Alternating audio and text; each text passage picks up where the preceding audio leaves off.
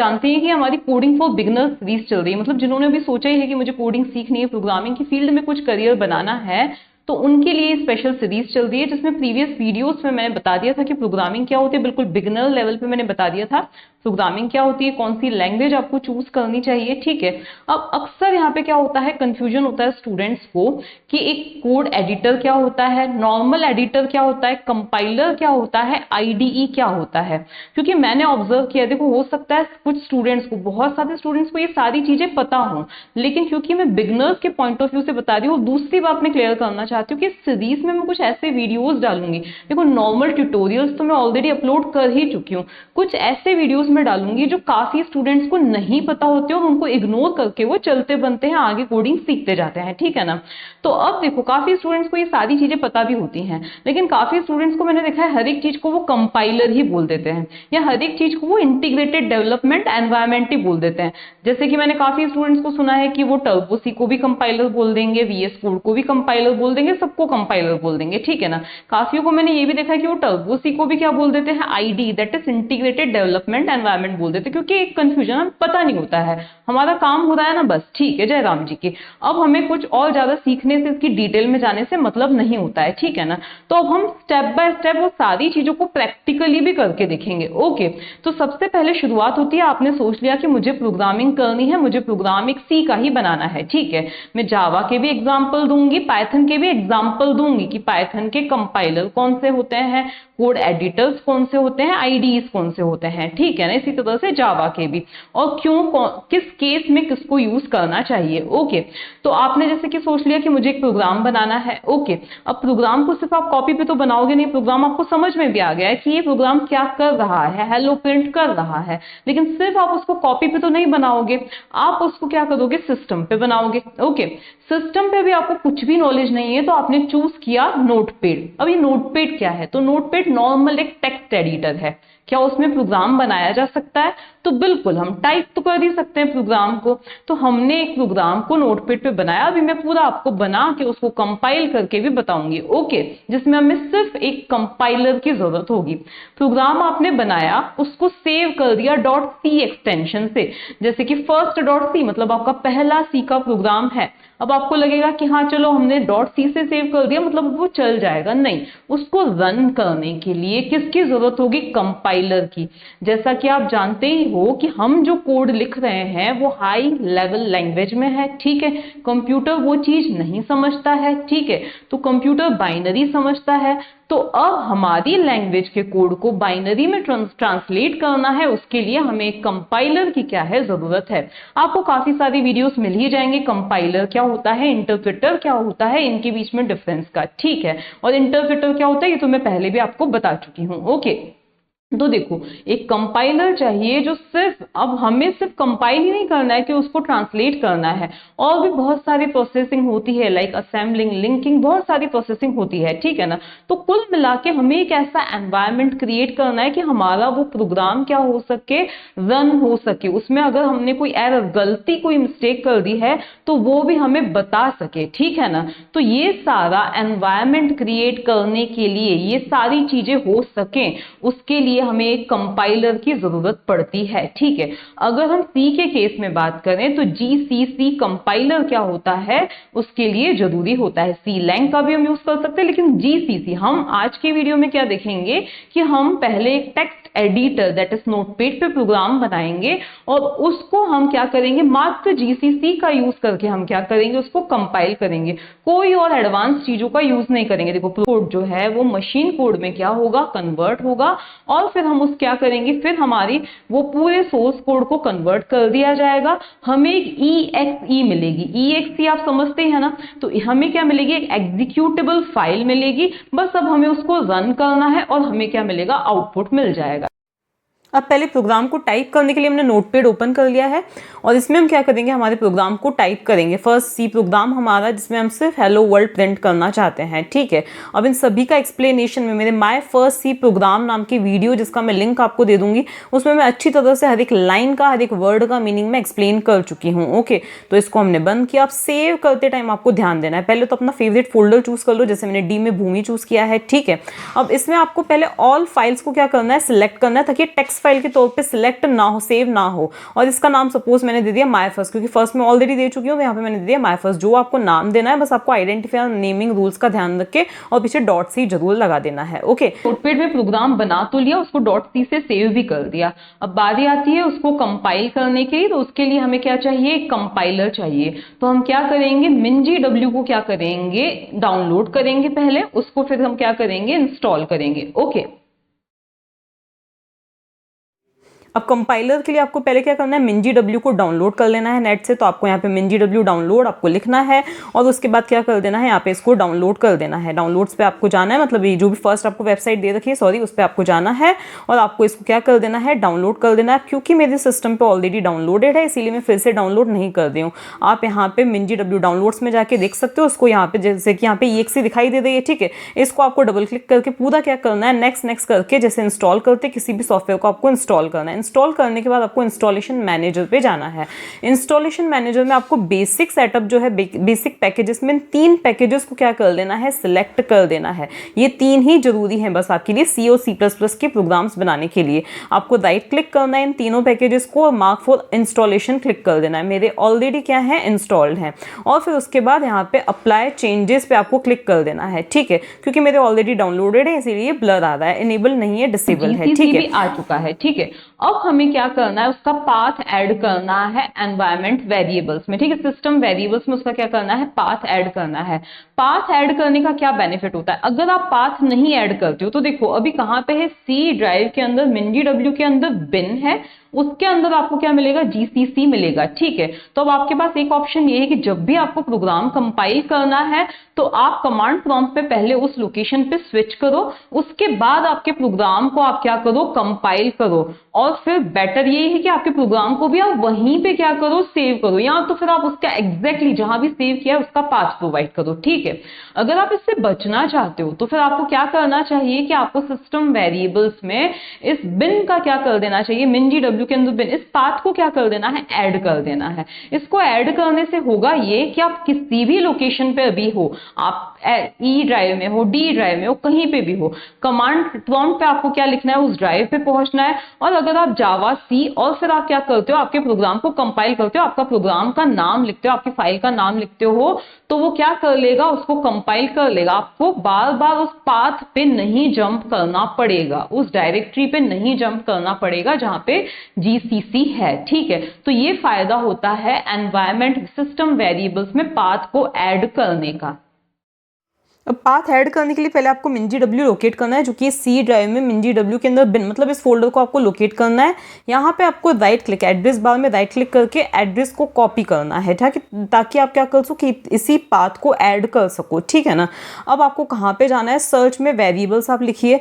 Variables लिखने के बाद ये एडिट द सिस्टम एनवायरमेंट आया, इस पर आपको क्लिक करना है और फिर आपको एनवायरमेंट वेरिएबल्स पे क्लिक करके सिस्टम वेरिएबल्स वाला जो नीचे वाला है उस पर आपको पाथ पे डबल क्लिक करना है। अब यहाँ पे मेरे ऑलरेडी एडेड है, आपके नहीं भी एडेड हो तो आपको यहाँ पे क्या करना है, किसी भी सेल में आपको क्या कर देना है, इसको पेस्ट करना है। मेरे ऑलरेडी एडेड है इसीलिए मैं इसको क्या कर रही हूँ, डिलीट कर रही हूँ, मतलब उस पाथ को जो कॉपी किया था उसको ऐड कर दिया, 3 बार ओके क्लिक किया, आपका पाथ एडेड है। अब होगा क्या, मैं D ड्राइव पे स्विच की, ठीक है।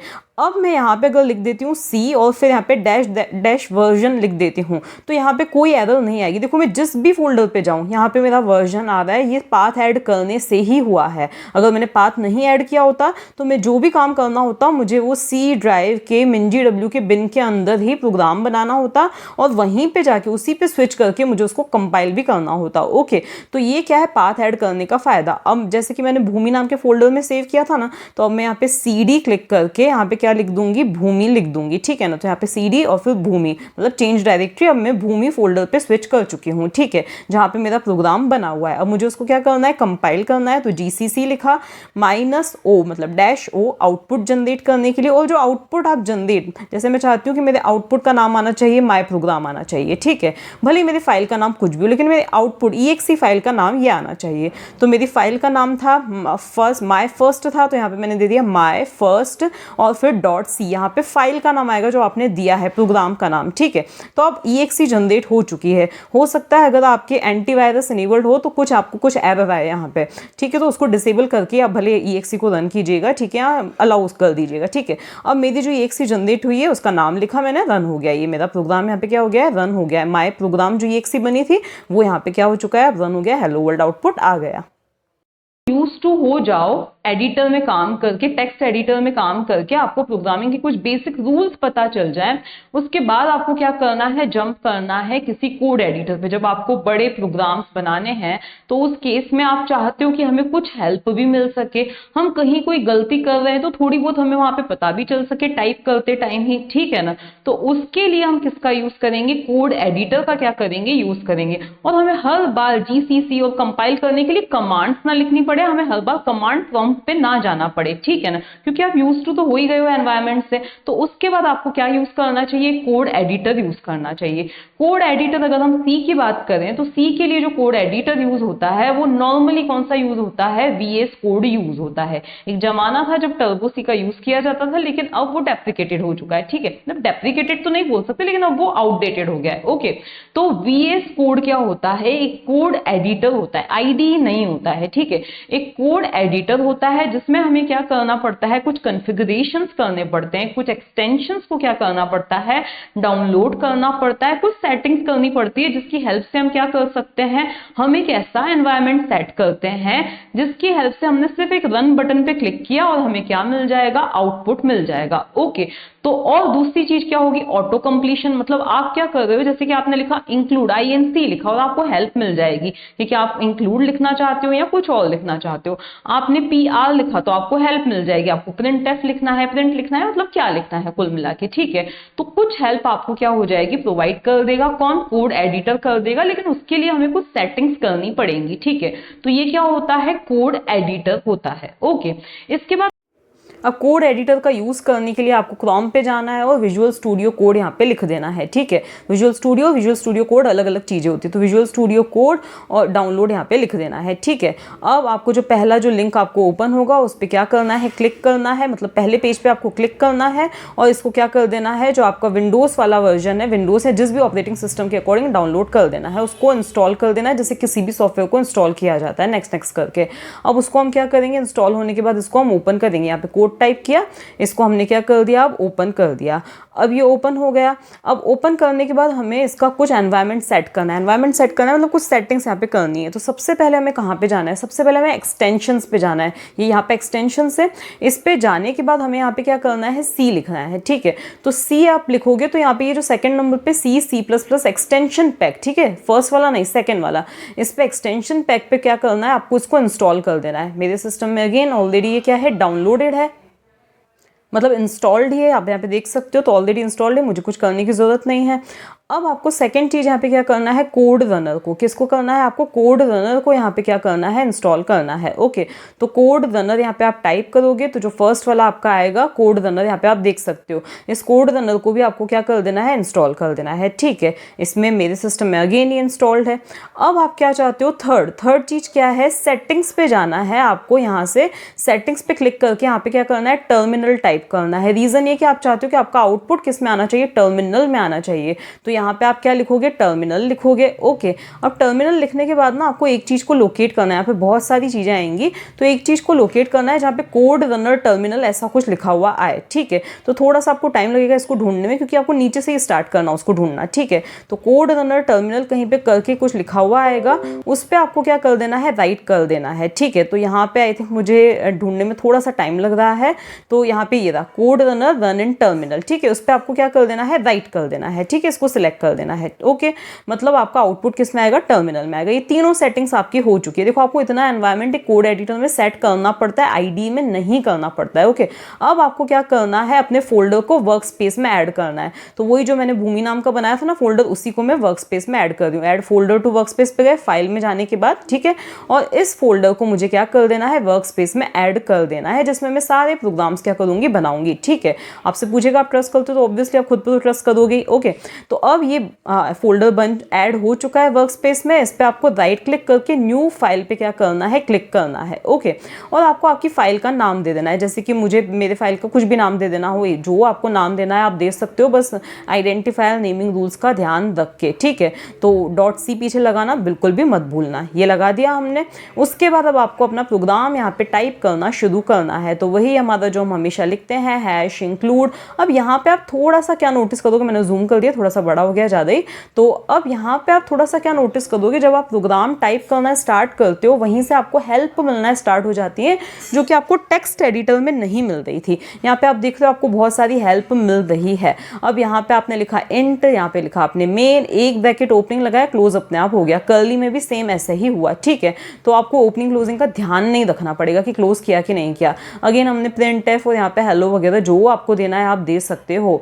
और इसके बाद हम चलो अब इस प्रोग्राम में हम थोड़ा सा चेंज करते हैं, यूजर से इनपुट लेते हैं। तो मैंने ना एक वेरिएबल डिक्लेयर कर दिया है, सपोज मैंने दे दिया, हम स्ट्रिंग भी दे सकते हैं या कोई सा भी नॉर्मल इंटीजर, जो आपको देना है आप दे सकते हो। अभी हम बिल्कुल बेसिक सीख ही रहे हैं। तो मैंने इंट ए करके डिक्लेयर किया। अब उसकी वैल्यू ना मैं स्कैनएफ का यूज करके यूजर से पूछ लूँ। ये सारी चीजें ना मैं चैनल पे एक्सप्लेन कर ही चुकी हूँ सी प्रोग्रामिंग की प्लेलिस्ट में, ठीक है।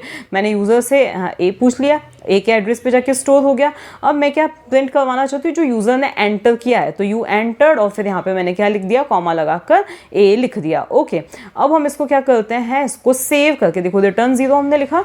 इसके बाद आपको क्या करना है, इसको सेव करके रन करना। ये गलती मत कर देना कि सीधे रन कर दो, ओके। तो यहाँ पे हम क्या करेंगे, पहले सेव करेंगे, ओके। और अब इसको रन करेंगे। तो ये वेट कर रहा है कि आप कुछ एंटर करो, क्योंकि यहाँ पे मैंने एंटर द नंबर वगैरह तो कुछ लिखा है नहीं, तो ये वेट कर रहा है। मैंने नंबर एंटर किया, लेकिन मुझसे गलती हो गई है, मैं जावा और ये मिक्स हो गए, मुझे यहाँ पे %d लगाना पड़ेगा। क्यों लगाना पड़ेगा ये सब मैं एक्सप्लेन कर चुकी हूँ। %d लगाया। अब इसको मैंने क्या किया, सेव किया। और अब मैंने जब इसको वापस से रन किया, फिर मैंने कोई नंबर एंटर किया और यहाँ पे आ गया यू एंटर 33। नेक्स्ट आता है इंटीग्रेटेड डेवलपमेंट एनवायरनमेंट, ठीक है, मतलब IDE, ओके।